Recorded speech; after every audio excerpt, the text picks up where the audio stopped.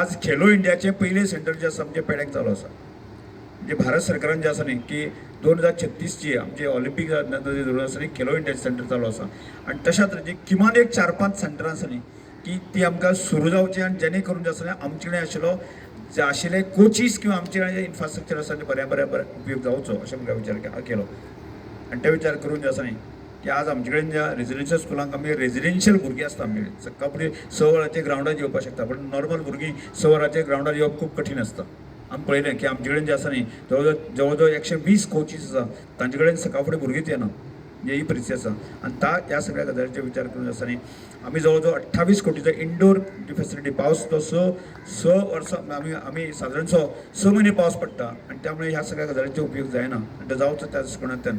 आनी परत एकदा ताजी क्रिटिसिजम करता. म्हणजे एखादी गजाल करता म्हणजे कोणा खातीर म्हजी पर्सनल खातीर करिना ते की काणकोणच्या भुरग्यां खातीर ती जावची. आनी आमकां विशेश करून जे आसा जमीन आमचे कडेन अवेलेबल आसपाक जाय त्याचो विचार करपाक जाय. आनी त्या दृश्टिकोनांतल्यान ताजे आमी स्टेप्स घेवन आसा कांय गजाली आमी सुरवात केल्यो.